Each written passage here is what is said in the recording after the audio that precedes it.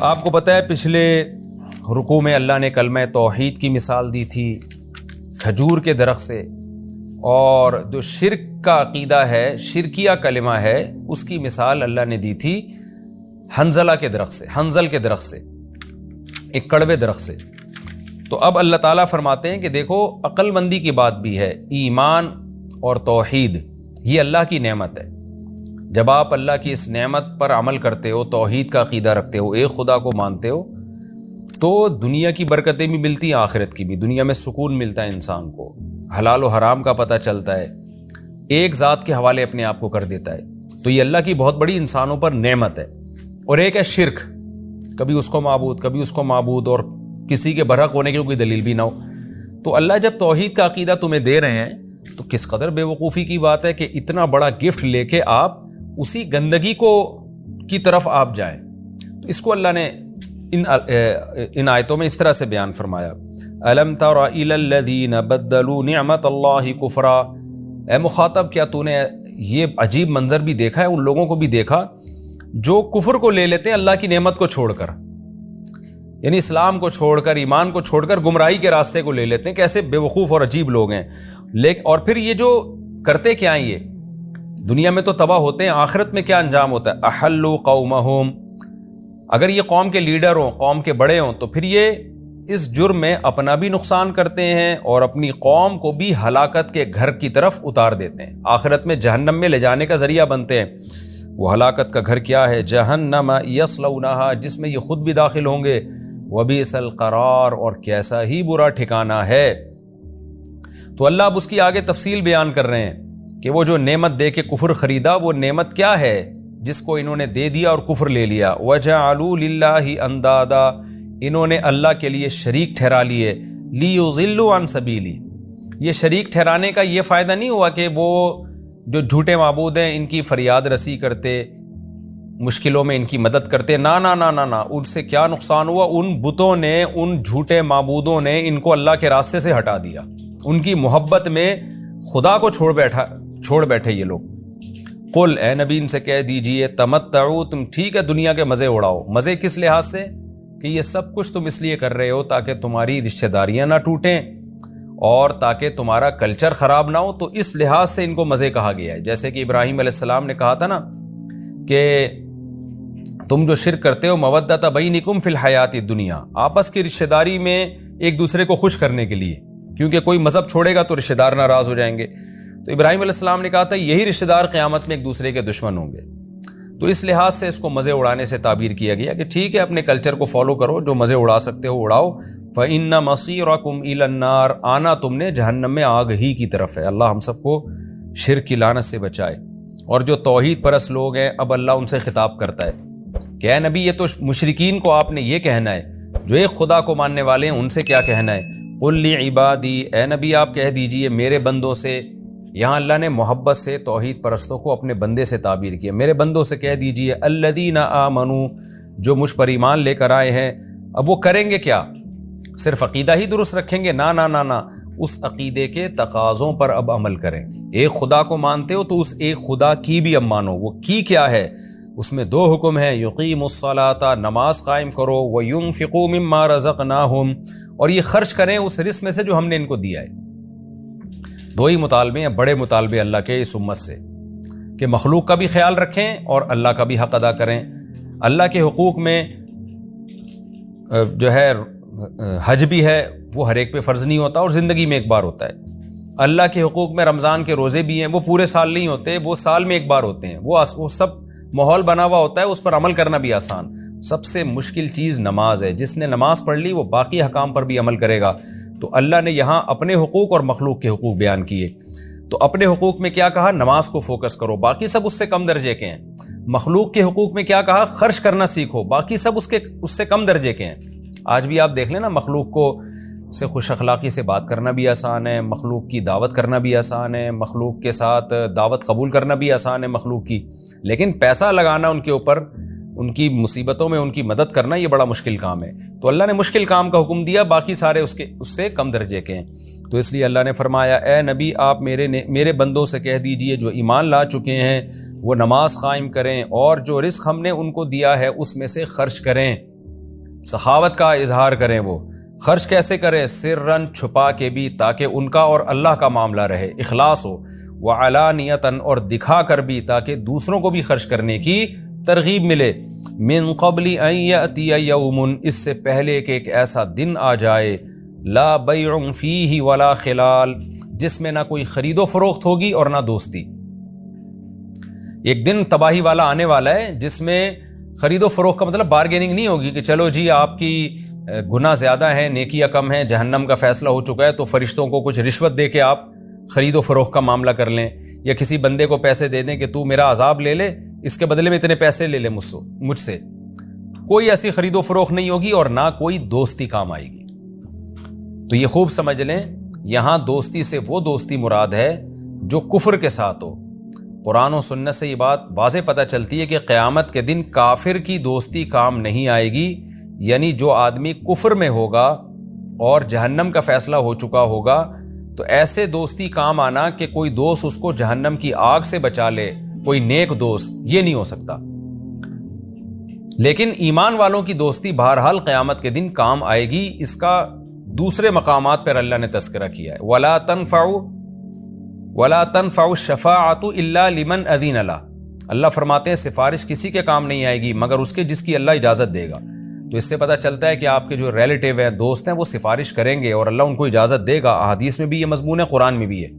تو یہاں علماء نے نقل کیا ہے کہ یہاں خلال سے مراد وہ دوستی جو کفر کے ساتھ ہو۔ تو کفر کے ساتھ کا مطلب آپ میں ایمان ہی نہیں ہے، تو یہ کفر کے ساتھ آپ چلے گئے نا تو پھر کوئی پیغمبر بھی آپ کے کام نہیں آ سکتے، اور کوئی بزرگ بھی آپ کے کام نہیں آ سکتے، کوئی شہید آپ کے کام نہیں آ سکتا، چاہے وہ آپ کے خاندان کا ہو یا دنیا میں کتنا جگری دوست ہو، وہ کام نہیں آ سکتا آپ کے۔ یہ مراد ہے یہاں پہ، تاکہ ہم قرآن کی القرآن یفسر بعضہ بعضا، قرآن کی ایک آیت دوسری آیت کی تفسیر کرتی ہے۔ قرآن کی ایک آیت کا ایسا مطلب بیان کرنا کہ دوسری آیتیں اس کے خلاف جا رہی ہوں، یہ جائز نہیں ہے۔ کسی کی بات کا بھی وہی مطلب لیا جاتا ہے جو وہ خود سمجھتا ہے۔ تو ایک بات تو یہ پتہ چلی کہ دوستی سے کیا مراد ہے کہ اگر آپ دنیا میں کفر کے ساتھ چلے گئے نا تو پھر دوستی کام نہیں آئے گی، ایمان کے ساتھ گئے تو دوستی کام آئے گی۔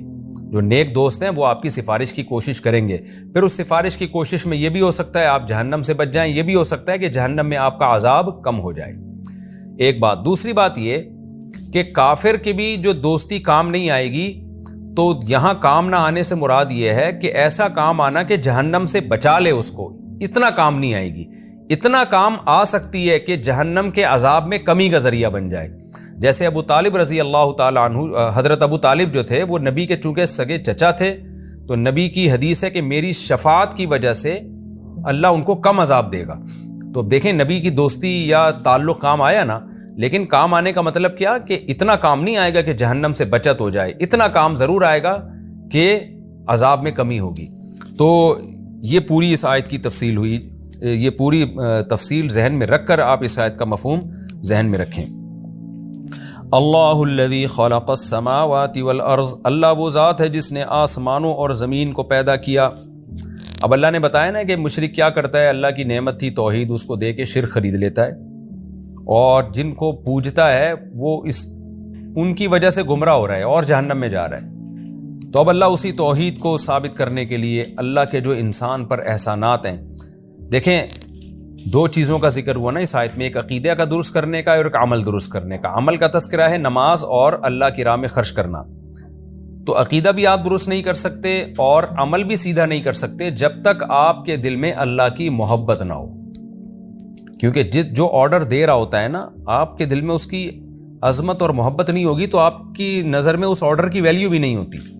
تو اب اللہ فرما رہے میں اللہ جس نے تمہیں توحید کا حکم دیا اور نماز کا حکم دیا اور مخلوق پر خرچ کرنے کا حکم دیا، وہ اللہ وہ ذات ہے کہ اس کے اتنے احسانات ہیں کہ ان احسانات کو تم گننا چاہو تو گن نہیں سکتے۔ تو ان احسانات کا وہ صرف اتنا تم سے تقاضا کر رہا ہے کہ نماز پڑھ لیا کرو اور میری راہ میں خرچ کر لیا کرو۔ اتنا سا مطالبہ بھی اگر تم پورا نہیں کرتے تو واقعی انسان بڑا ناانصاف اور بہت بڑا ناشکر ہے۔ تو یہ مضمون اللہ نے بیان کیا۔ اللہ الذی خلق السماوات والارض، اللہ وہ ذات ہے جس نے آسمانوں اور زمین کو پیدا کیا۔ وانزل من السماء ماء، اور اس نے آسمان سے پانی برسایا۔ آسمان سے مراد ہے بلندی سے، کل ما علاک فہو سما، عربی لغت کی کتابوں میں ہے کہ ہر وہ چیز جو بلند ہوتی ہے نا اس کو بھی عربی میں آسمان کہہ دیا جاتا ہے۔ فَأَخْرَجَ بِهِ مِنَ الثَّمَرَاتِ رِزْقًا لَكُمْ، پھر اس پانی کے ذریعے اس نے پھل نکالے تمہارے رزق پہنچانے کے لیے۔ کیسے کیسے پھل پیدا کیے؟ وَسَخَّرَ لَكُمُ الْفُلْكَ لِتَجْرِيَ فِي الْبَحْرِ بِأَمْرِهِ، پھر اس نے کشتیاں مسخر کر دیں۔ فلک کا جب عربی میں قرآن میں لفظ آئے گا نا تو بحری جہاز بھی اس میں داخل ہوتے ہیں، ہر وہ چیز جو سمندر پہ تیرتی ہے۔ تو اللہ نے کیسے کشتیاں مسخر کر دیں؟ جیسے سورہ رحمان میں ہے وَلَهُ الْجَوَارِ الْمُنْشَآتُ فِي الْبَحْرِ كَالْأَعْلَامِ، وہ جو کشتیاں سمندروں میں پہاڑوں جیسی چلتی ہیں، یعنی جہاز جو ہیں سمندر کے وہ بھی اللہ ہی کے ہیں، یعنی اللہ ہی کے حکم سے تمہارے تابع ہیں۔ تو مسخر کا کیا مطلب؟ پانی کا کام تو ڈبونا ہے، لیکن اللہ نے پانی میں یہ خاصیت رکھی ہے کہ اتنے بڑے بڑے جہازوں کو اپنے سینے پہ رکھ کے وہ دھکیل دیتا ہے، اور کم وسائل میں آپ زیادہ بڑی تعداد میں سمندر کے ایک کنارے سے دوسرے کنارے تک چیزوں کو منتقل کر دیتے ہیں۔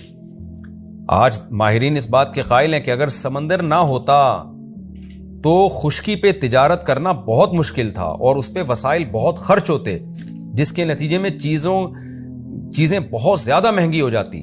تو اللہ نے سمندر بھی پیدا کیا اور اس میں پانی میں یہ خاصیت رکھی ہے سمندر کے کہ اتنے بڑے بڑے پہاڑ جیسے جہازوں کو وہ سمندر ڈبوتا نہیں ہے اور اپنے سینے پہ رکھ کے چلتا ہے۔ ایک سوئی داخل کریں گے وہ ڈوب جائے گی، اتنا بڑا جہاز آپ اس کے پشت پہ رکھ دیں گے اور وہ پورا سامان، میں نے دیکھے ہیں وہ ڈاک یارڈ میں میں نے کچھ وقت گزارا ہے، تو اتنے بڑے بڑے جہاز پہاڑوں جیسے، یہ کنٹینر ایسے لگتا تھا چھوٹی چھوٹی ماچس کی ڈبیاں رکھی ہوئی ہیں، اور سمندر کے نیچے جتنا حصہ تھا وہ بھی بھرا ہوا ہوتا تھا خوراک سے۔ تو کیسے اتنی بڑی خوراک ایک ملک سے دوسرے ملک ایک ہی چکر میں جہاز لے جاتا ہے؟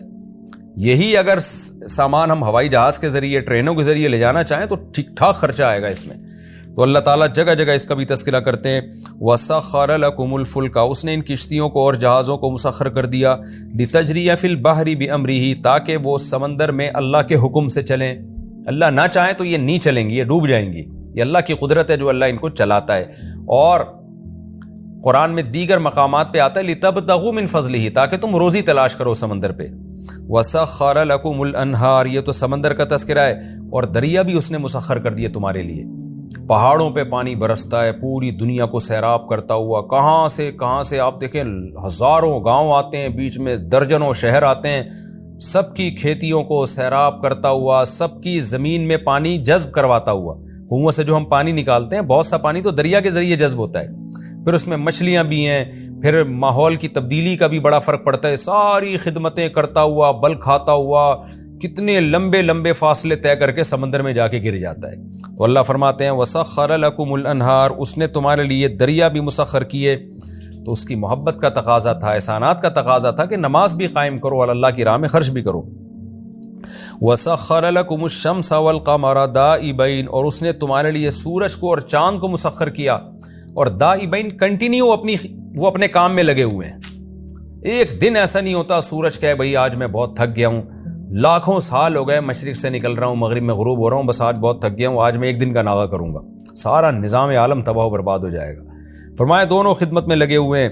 وَسَخَّرَ لَكُمُ اللَّيْلَ وَالنَّهَارَ، اور اس نے تمہارے لیے رات اور دن کو بھی مسخر کیا۔ ایسا نہیں ہوتا کہ رات ہے تو رات ہی رات ہے، دن ہے تو دن ہی دن ہے، یہ دن جائے گا رات آئے گی، پھر رات جائے گی دن آئے گا، یہ دونوں تمہاری خدمت کر رہے ہیں۔ دن میں اور خدمتیں ہوتی ہیں تمہاری، دن کسی اور طرح سے تمہاری خدمت کرتا ہے، رات کی خدمت کا انداز مختلف ہے، دونوں خدمتوں کی ضرورت ہے، دونوں چیزیں اللہ نے ساتھ ساتھ لگا دی۔ وَآتَاكُم مِّن كُلِّ مَا سَأَلْتُمُوهُ، اور تم جو کچھ بھی اللہ سے مانگتے ہو اس میں سے تمہیں دیتا ہے، اس میں سے تمہیں دیتا ہے۔ کیا مطلب؟ من تبعیضی ہے، جو کچھ بھی تم مانگتے ہو اس میں سے بھی تمہیں دیتا ہے، یعنی یہ وہ چیزیں ہیں جو بغیر مانگے دے دیں، اور بہت سی چیزیں تمہیں مانگنے پر بھی دے دیتا ہے وہ۔ کتنی ہماری دعائیں بھی قبول ہوتی ہیں، بہت سی دعائیں تو ہماری ایسی قبول ہو رہی ہوتی ہیں ہمیں پتہ ہی نہیں ہوتا، ہم تو دعا مانگ کے بھول گئے ہوتے ہیں، لیکن اللہ کہتا ہے ان میں سے بھی بہت کچھ تمہیں دے رہا ہوتا ہوں۔ یہاں یہ اشکال ہو سکتا ہے کہ دعائیں تو حدیث میں آتا ہے ساری دعائیں قبول ہوتی ہیں جو مومن کی، دیکھیں مومن کی دعائیں تو ساری قبول ہوتی ہیں لیکن بعض دفعہ رد بھی ہوتی ہیں، کوئی حرام کھا رہا ہے اس بیس پہ دعا رد ہو جاتی ہے۔ تو حدیث میں جو آتا ہے نا ہر دعا قبول ہوتی ہے، تو وہ دعا جس میں دعا کی قبولیت کے ساری شرطیں پائی جائیں، تو وہ دعائیں ساری قبول ہوتی ہیں. اور اس میں بھی قبولیت کا طریقہ مختلف ہوتا ہے نا. بعض دفعہ وہ دعا کا ظاہر نہیں ملتا، اللہ اس کے بدلے میں ثواب دے دیتے ہیں، لیکن دعا ایسے قبول ہونا کہ جو مانگ رہے ہیں وہ مل جائیں، وہ تو عام طور پر کسی کی ساری قبول نہیں ہوتی. وہ تو آگے حضرت ابراہیم علیہ السلام کی دعا کا تذکرہ آ رہا ہے، اس میں بھی کچھ اللہ نے قبول کی، کچھ اللہ کی حکمت یہ تھی کہ وہ قبول نہیں کی، وہ آخرت میں ابراہیم علیہ السلام کے لیے ذخیرہ کر دیا اللہ نے. وَإِن تَعُدُّوا نِعْمَةَ اللَّهِ، اگر تم شمار کرنا چاہو اللہ کی نعمتوں کو، لا تحصوها، تو تم شمار نہیں کر سکتے. اللہ نے چند نعمتیں بیان کی ہیں، یہ تو صرف احساس دلانے کے لیے، ورنہ اللہ کہتے ہیں اگر تم صبح بیٹھو نا کیا کیا اللہ کے احسانات ہیں. تو لکھتے لکھتے دوسرے مقام پہ آتا ہے قلم ختم ہو جائیں گے دنیا میں، درخت ختم ہو جائیں گے جن سے قلم بنایا جاتا ہے، اور سمندر کی سیاہی خشک ہو جائے گی. سمندر کو اگر سیاہی بنا لیا جائے، لیکن اللہ کی نعمتیں اور اللہ کی تعریفیں خشک وہ ختم نہیں ہوں گی. ان الانسان لظلوم کفار، یہ دلائل دے کے اللہ نے دعویٰ بڑا زبردست کیا کہ انسان واقعی تھوڑا بے انصاف نہیں، بہت بڑا ظالم ہے، بہت بڑا بے انصاف ہے، اور تھوڑا ناشکرہ نہیں، بہت بڑا ناشکرہ ہے. میجورٹی تو اسی طرح ہی اس وجہ سے انسان سے تعبیر کیا، باقی کچھ لوگ شکر گزار بھی ہوتے ہیں، لیکن میجورٹی جس طرح سے اللہ نے انسان کی وہ صفت بیان کی کہ اتنی نعمتوں کے باوجود بھی کیسی ناقدری کرتے ہیں نعمتوں کی اور اللہ کے حکام پر عمل نہیں کرتے. یہ ہمارا رکوع الحمدللہ کمپلیٹ ہو گیا. اس رکوع میں جو اہم چیز ہے، توحید کی اہمیت تو ہر جگہ بیان ہوئی ہے، یہاں بھی ہے، لیکن ایمان والوں کے جو دو اعمال اللہ نے بیان کیے نا، نماز اور خرچ کرنا، اس کی عادت ڈال دیں. اتنی نماز پڑھیں کہ نماز سے محبت پیدا ہو جائے. ہم علماء سے سنتے ہیں کہ آج نا مسلمان کو نماز سے وحشت ہے. نماز کا ٹائم آئے گا نا تو ایسا لگتا ہے جیسے کوئی طوفان آ رہا ہے یا کوئی مصیبت اس کے اوپر نازل ہو گئی ہے. تو اتنی کثرت سے نماز پڑھنی چاہیے کہ نماز میں دل لگنے لگے اور لطف آنے لگے انسان کو نماز میں. اس کی عادت ڈالنی چاہیے، اور خرچ کرنے کی بھی ہمیں عادت ڈالنی چاہیے، اور اللہ کی نعمتوں میں ہمیں غور کرنا چاہیے.